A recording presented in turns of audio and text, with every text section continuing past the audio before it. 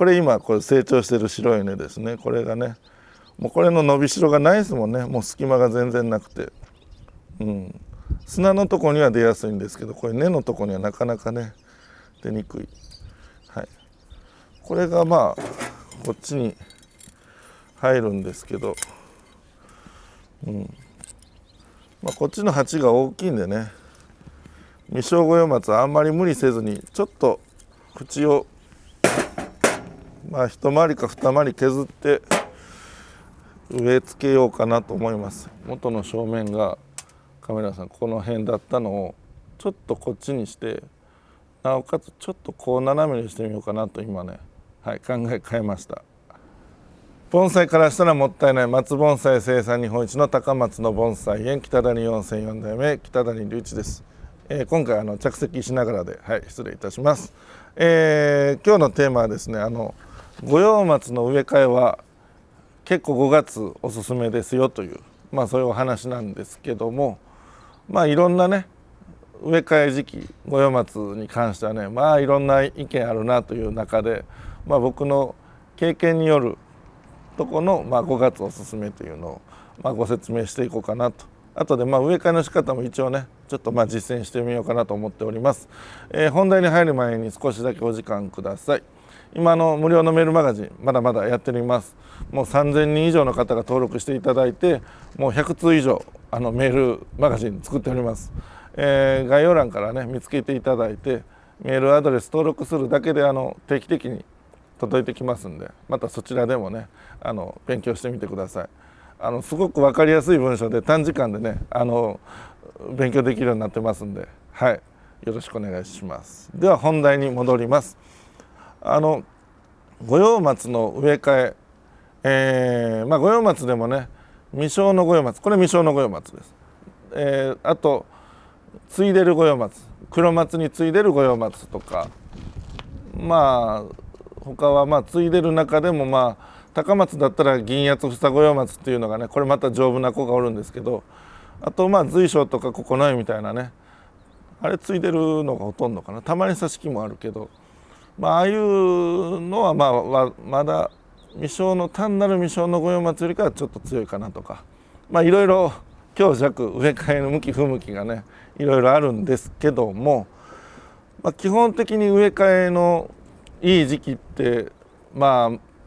プロの方とかいろんな詳しい方参考書に、そういう調べてますとね3月とかがいい時期とよく言われるんですけども、僕の中でだいたい盆栽ねそんな植え替えしてそうそう枯れないんですけど、継いでる五葉松なんか特にね植え替えできる幅広いんですけど、この未生五葉松に関してはねちょっと植え替えデリケートなんで3月はベストかなという意見はありますね。どっちか言ったら真冬でもいけるとは思うんですけど、春芽が動く前、この辺日本でいうとこの日本の広い範囲内では2月とか1月あたりが無難かなと、まず一つね。あと今この今日いう5月頃も結構いいですね。で五葉松ね8月植え替えがいいって結構言われてるんですけど、すごい昔から言われてるんですよね。だから昔の8月と今の8月もだいぶ変わってるんで、昔からの言われてる8月はちょっと疑ってもいいんじゃないかなと思いますね。だって昔の8月なんかね35度そんな異常をね連発しなかったと思うんです日本においてね。今もうそんな日ばっかですからね、8月となったら。やっぱり僕も畑で盆栽いっぱい育ててますけども、黒松に継いでる五葉松強い木でもねやっぱ8月とか手入れするとね傷むんですね。枝切っても傷むし、葉っぱ見知っても傷みやすいしでね、だったら根も多分似たようなとこじゃないかなと予想はしてるんですけど、あんまり暑い時期はやっぱしない方がいいんかなと思いますね。だから僕の中での、一番弱いあたりの未生五葉松のベストで言うと、2月5月あたり、あと結構ね11月から、2月までの、寒い涼しい時期は多分どこでも行けると思うんですけどね。9月は良くなさそうですね。最近の90は良くなさそう。やっぱ11月から、2月いっぱい。だからベストが2月、次が5月で、その次が11月から1月みたいな感じにしておきましょうかね。はい。でどの時期も結構芽がしっかりしてる時期っていうのが共通はしております。はい。なんでこれもね未生御用ですけど、芽がしっかりしてるんで植え替え耐えられるだろうなと思っております。でしかももう根も詰まってきてね、ちょっと鉢が、似合ってるんですけどちょい小さいのが不安だなっていうところで、はい、緩めてやって、粗めの砂入れて水はけよくして、五葉松ねあんまりねその深い鉢とかねでかすぎる鉢はあんまり良くなさそうではあるんですけど、今日これに植えるぐらいだったらだいたいサイズの差でいうとこんな感じでね、これなら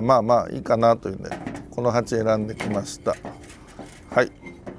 ではいろいろ5月がいいですよって説明は一旦終わりで、ここからは第2部みたいな感じでね、植え替えの仕方、おさらいとして、はい、見ときたいなという方はここからも引き続きご覧くださいということで、はい、今からこの木をこちらの鉢に植え替えていきます。はい、では植え替え早速していきます。この木はちょっと置いておいて鉢の方から先に準備していきます。鉢もね網がちゃんと動かないようにね針金で留めていくんですけども、最後によいしょ、このぐらいの細さでこれだといけるかな。で鉢の穴の大きさに合わせてこの字に、はい、これ結構直角にきれいに曲がってる方がやりやすいですね。でこれをこのまま穴のねへりギリギリに針金をで裏からねよいしょちょっとキュッキュッと引っ張ってで軽く引っ張りながらキュッと軽く引っ張りながらキュッと、そうすると少々触ったぐらいではグラグラしないと。はい。で次よいしょ盆栽木とねこれぐらいできるかな。木と鉢をしっかり固定する針金を設置します。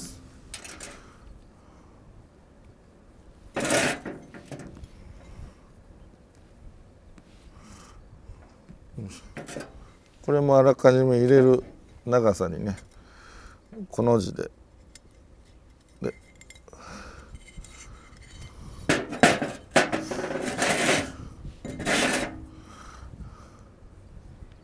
ちょっと短かったかな後でなんぼでも針金は継ぎ足しできるんで大丈夫でしょう。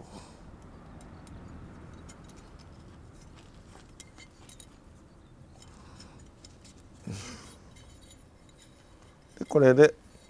鉢が網とね留める用の針金設置してこれで一旦置いときます。はい。で次こちら鉢から抜くんですけども、裏から見たらね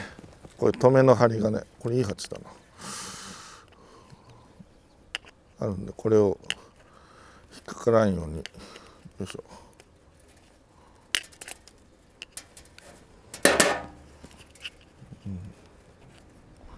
ここに根がもうなんか見えてますもんね。これねこうなってきたら植え替えです。これねこれ根が出てきてるんです。もう網をよけてね、はい。でこれでなるべく幹の皮は取れないようにスポッと来ないかスポッと来ない、なんと頑丈に噛み込んでおりますね。こういう場合は、鉢のへりをねこう手かぎでガリガリかいて隙間を作ってやったら抜けやすくなります。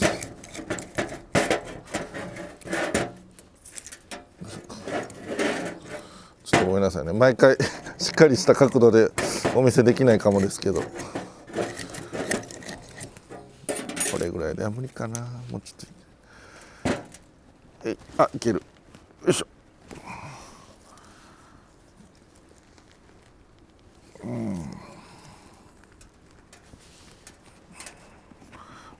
お、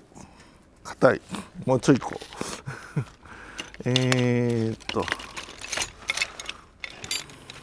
これでいいか。ここちょっと抜けてきたんですけどね、まだちょっと硬いですね。これは植え替えがかなり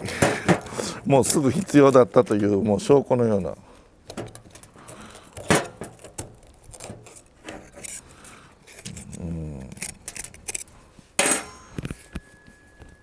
いや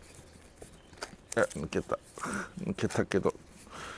強いこれ抜けた、よかった。これねもうカチカチですね。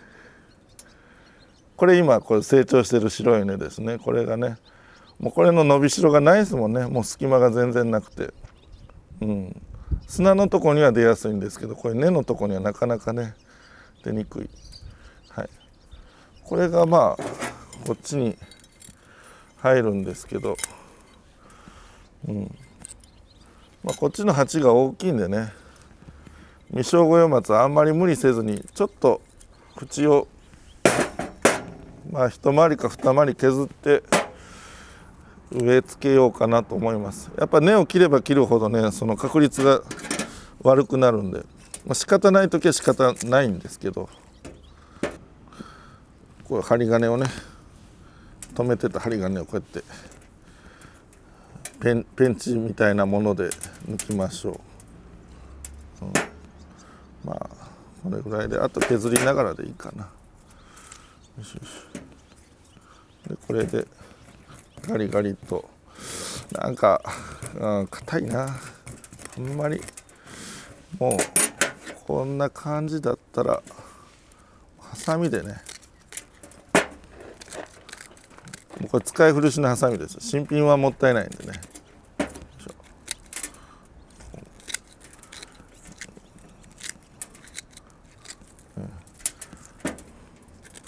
こういうハサミの使い方もねもう場合によるというかね、この木だったらこっちの方が安全にいけそうだなっていう感じで。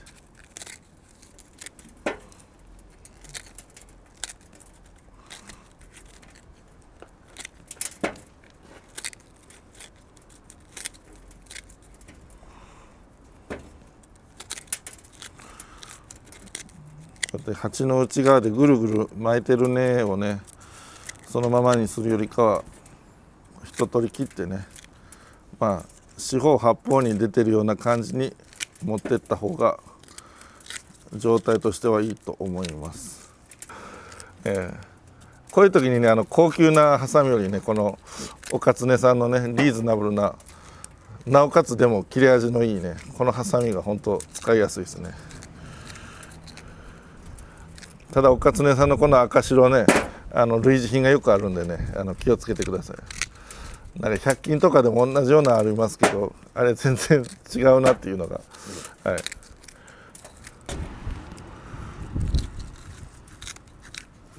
あちょっと底が厚いかな。ちょっと底が厚いからここはガリガリ書いて。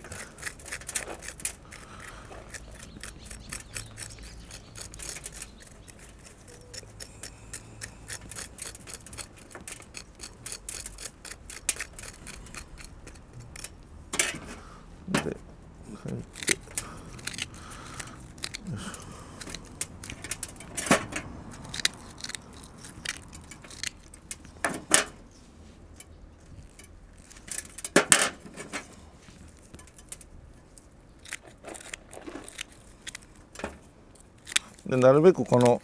平らにしましょう。植え付け角度変える場合はそれに準じた角度にするんですけど、これはもう植え付け角度全然変える必要がなかったんで、さっき植わってた状態でそのまま平らになるように。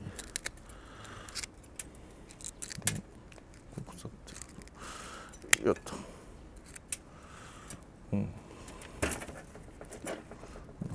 ちょっと仮で、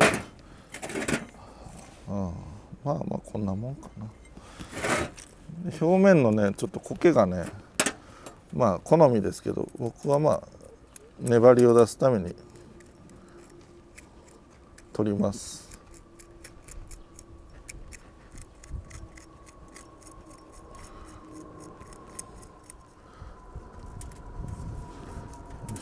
この取る道具はね何でも、結果的にきれいに余分な苔とかね余分な土を取れればいいだけなんで。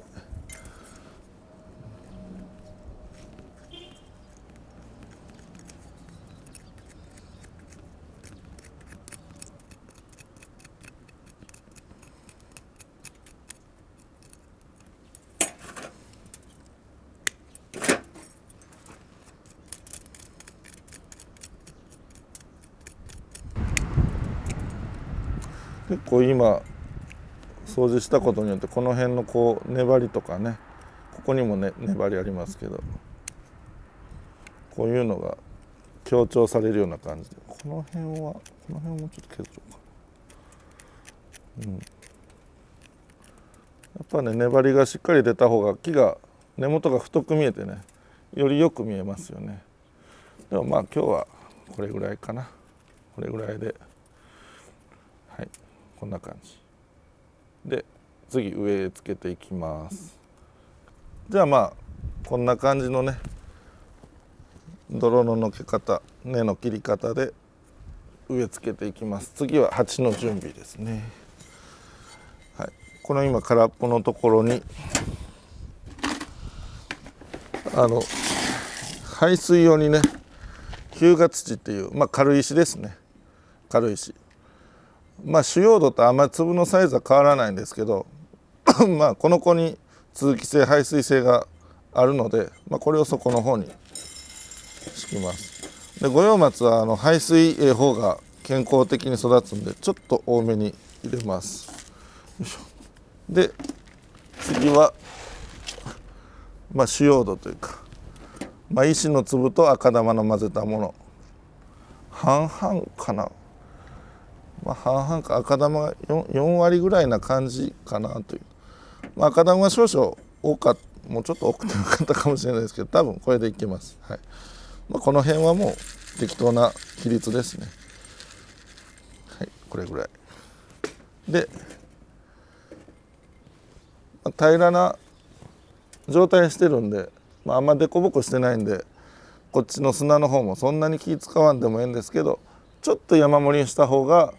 下の凸凹、多少凸凹してるところにも空間ができずにね砂が入っていくかなという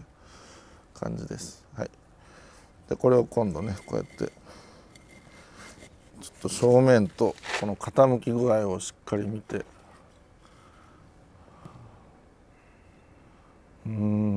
ここでいいかな。よし、これで次は針金を留めます。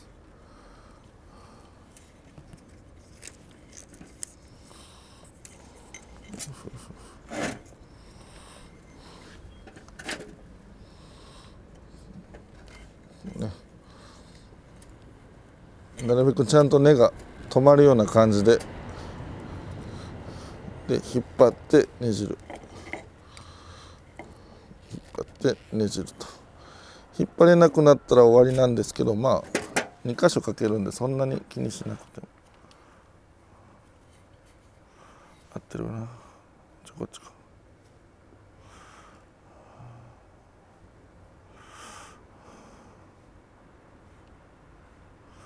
ちょっとこっちがいいか。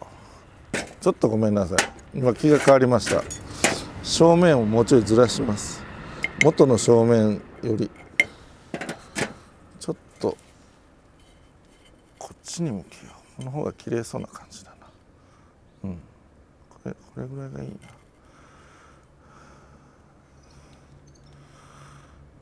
ち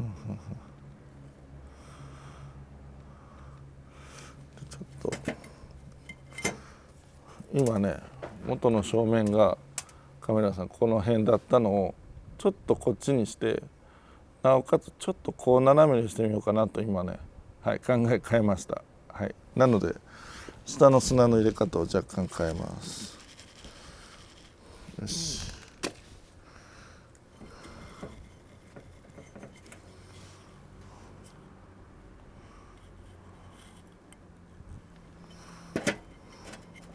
こうだな。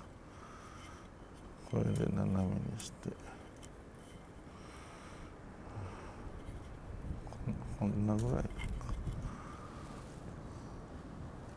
よし。で針金もついたし、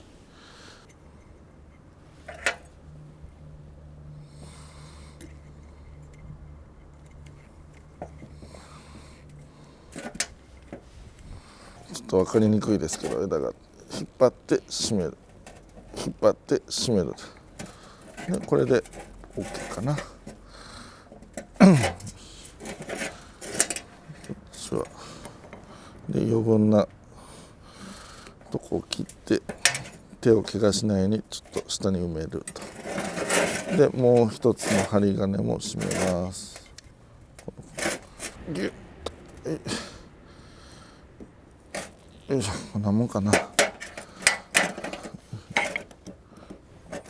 ろんな針金を切って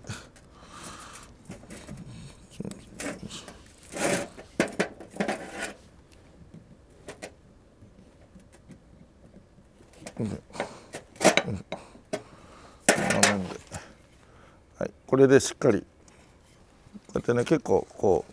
うバッテンな感じでしっかり締めたんで、もうこんな感じで木を揺らしても鉢がねしっかりこの止まってるというか締め付けられて、鉢が動かないって感じにもうなりました。はい、ここまで来たらあとは用土入れてもう水をやるだけです。これ砂をね隙間にこう、ちょっと多めに入れて、後でまたつついてね中に入っていくと減るんで、でこれで隙間をこれ平たい、意外とこれつつきやすいですね、こういう形ね。でこれでザクザクと隙間が空いてたらね、そこに根っこが伸びにくくなってみたりするので、こう細い隙間にも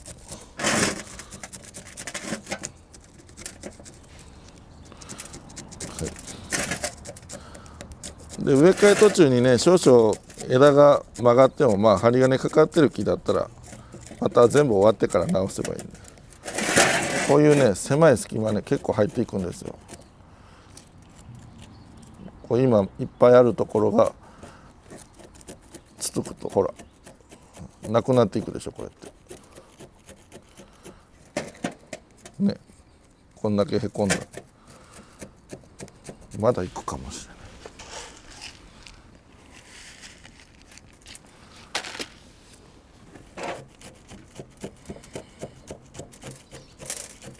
でこれをもう360度しっかりこの作業をしてやって、もう入らないだろうってなるまでしっかりね